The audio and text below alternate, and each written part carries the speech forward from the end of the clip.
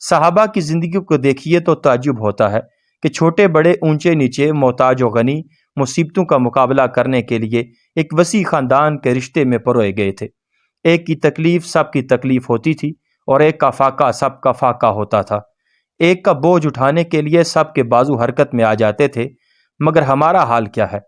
اگر ہمارے بچے فاقہ کشی کر رہے ہیں اور ہم فکر معاش میں بدحواس ہو رہے ہیں تو ہم ان رفیقوں کے ساتھ کیسے چل سکتے ہیں جو ان مشکلات کی تلخیوں سے ناآشنا ہیں؟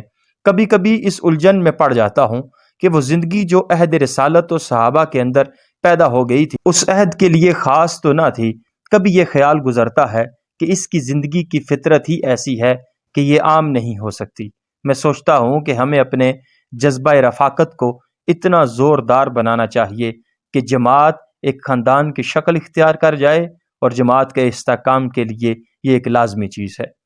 جواب ارشاد فرماتے ہیں، صحابہ کی جماعت کے متعلق جو نقشہ تذکروں میں کھینچا گیا ہے اس میں ایک حد تک تو مبالغہ ہے اور ایک حد تک حقیقت ہے۔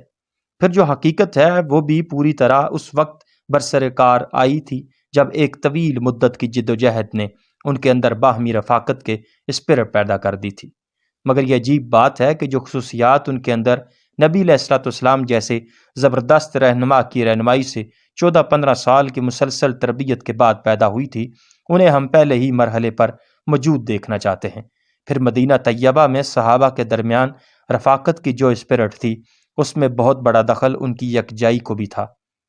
منتشر طور پر عرب کے مختلف حصوں میں جو لوگ پھیلے ہوئے تھے ان کے ساتھ وہ رفاقت ممکن نہیں تھی جو مدینے میں سمٹ آنے والے لوگوں کے ساتھ تھی۔ مگر یہاں ابھی تک ہماری اجتماعی زندگی سرے سے بنی ہی نہیں ہے۔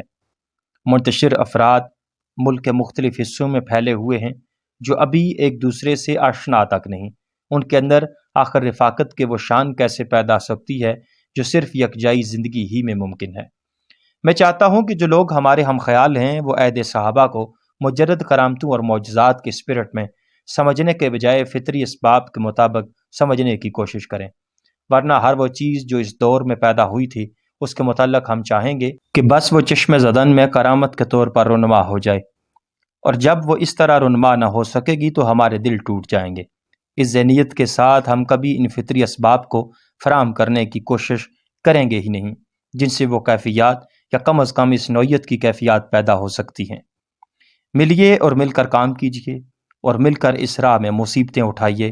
پھر اس طرز کی رفاقت کا ظہور نہ ہو تو البتہ آپ کو حق ہے کہ اس خدمت کے انجام دہی کے لیے معجزے کی شرط لگائیں، اور پھر اپنے خدا سے مطالبہ کریں کہ اگر یہ خدمت ہم سے لینا چاہتا ہے تو معجزے صادر کرے۔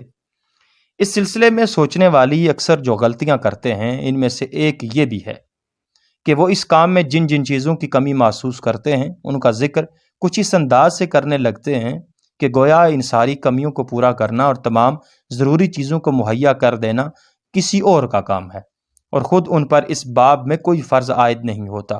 حالانکہ در حقیقت یہ کسی ایک شخص کا انفرادی کاروبار نہیں ہے بلکہ ہم سب کا مشترک کام ہے، اور اس میں کوئی شخص بھی محض چند خامیوں کی نشاندہی اور چند چیزوں کی ضرورت ظاہر کر کے اپنے فرض سے سبکدوش نہیں ہو سکتا جب تک کہ وہ خود اس کمی کو پورا کرنے اور اس چیز کو مہیا کرنے میں اپنے حصے کی خدمت انجام نہ دے جس کی ضرورت وہ بیان کر رہا ہے۔